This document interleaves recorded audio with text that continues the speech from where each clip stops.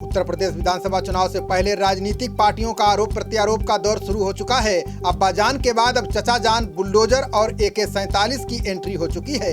एक और जहां डिप्टी सीएम केशव प्रसाद मौर्य ने सपा को अपना चुनाव चिन्ह AK-47 रखने की सलाह दी है, वहीं अखिलेश यादव ने भाजपा को अपना चुनाव चिन्ह बुलडोजर रखने की नसीहत दी। दूसरी ओर राकेश टिकैत ने ओवैसी को भाजपा का चचा जान बताया। देखिए इन वीडियो में, जिनमें एक दूसरे पर किस तरह से आरोप प्रत्यारोप लगाए जा रहे हैं। समाजवादी पार्टी के अध्यक्ष अखिलेश यादव के बुलडोजर वाले बयान पर डिप्टी सीएम केशव प्रसाद मौर्य ने पलटवार किया है। उन्होंने कहा कि अखिलेश यादव को अपनी पार्टी का चुनाव चिन्ह AK-47 कर लेना चाहिए। बता दें कि अलीगढ़ के राजा महेंद्र प्रताप सिंह के नाम पर विश्वविद्यालय की आधारशिला रखने PM मोदी अलीगढ़ पहुंचे थे। यहां उन्होंने समाजवादी पार्टी पर जमकर हमला बोला था। उन्होंने कहा कि यूपी के लोग भूल नहीं सकते कि पहले यहां किस तरह के घोटाले होते थे। पूरे प्रदेश को भ्रष्टाचारियों के हवाले कर दिया गया था।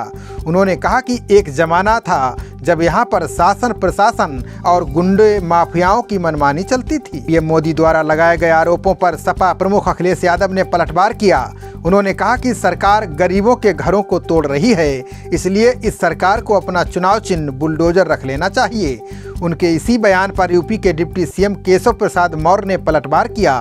केशव प्रसाद मौर्य ने कहा कि सपा ने हमेशा गुंडों, अपराधियों और माफियाओं का साथ दिया है, इसलिए अखिलेश यादव को अपनी पार्टी का चुनाव चिन्ह AK-47 कर लेना चाहिए। इसके साथ ही उन्होंने ये भी आरोप लगाए कि सपा शासनकाल में दहशतगर्दों के मुकदमे वापस लिए गए थे। उन्होंने CM योगी द्वारा दिए गए अब्बाजान वाले बयान का समर्थन किया। मौर्य ने कहा कि जब सपा संरक्षक को मुल्ला मुलायम कहा जाता था तो अखिलेश को अच्छा लगता था, अब्बाजान उनको क्यों बुरा लग रहा है। भारतीय किसान यूनियन के राष्ट्रीय प्रवक्ता राकेश टिकैत ने AIM प्रमुख असदुद्दीन ओवैसी को भाजपा का चचा जान बताया। बागपत में उन्होंने कहा कि उत्तर प्रदेश में अब भाजपा के चचा जान ओवैसी आ गए हैं, अब उन्हें कोई दिक्कत नहीं होगी। वो धर्म के नाम पर बांटने का प्रयास करेंगे जो भाजपा चाहती है। राकेश टिकैत ने सभा को संबोधित करते हुए कहा कि किसानों को दिल्ली की सीमा पर बैठे हुए 10 महीने हो गए हैं। सरकार ने दिल्ली के दरवाजे बंद कर दिए हैं। सरकार बातचीत नहीं कर रही है। राकेश टिकैत ने चेतावनी देते हुए कहा कि अगर सरकार ने बातचीत के लिए दिल्ली के दरवाजे नहीं खोले तो किसान उन दरवाजों को तोड़ना भी जानते हैं।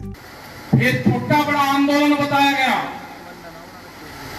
फिर कुछ किसानों का बताया गया, फिर मजदूरों को चालक करा गया, गन्ना किसान का बताया गया। इनने करीब 17 तरह के एलिगेशन अब तक लगा लिए।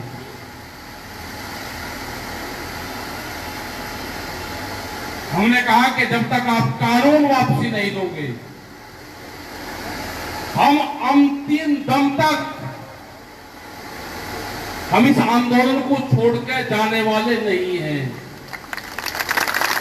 अब वो 1000 लोगों से गालियां दिलवाते हैं,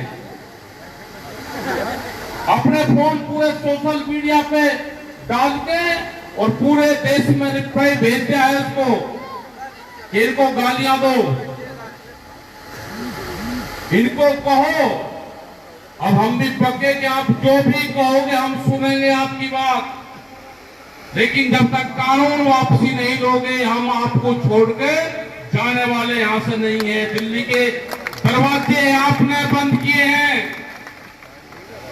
या तो शांतिपूर्ण तरीके से 10 महीने हो गए दिल्ली के दरवाजे खोल के बातचीत की शुरुआत कर लो, नहीं तो दिल्ली के दरवाजे तोड़ने भी जानते हैं।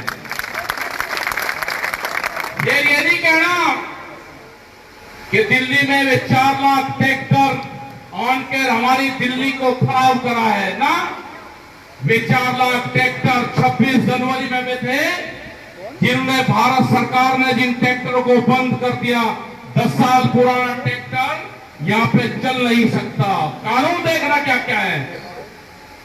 अब आप जो ट्रैक्टर चला रहे हो अगर वो 10 साल पुराना पंपिंग सेट ट्रैक्टर डीजल से चलने वाला कोई भी वाहन होगा वो नहीं चल सकता, वो इलीगल है। खबरों का सिलसिला जारी रहेगा, देखते रहिए जनप्रवाद। नमस्कार।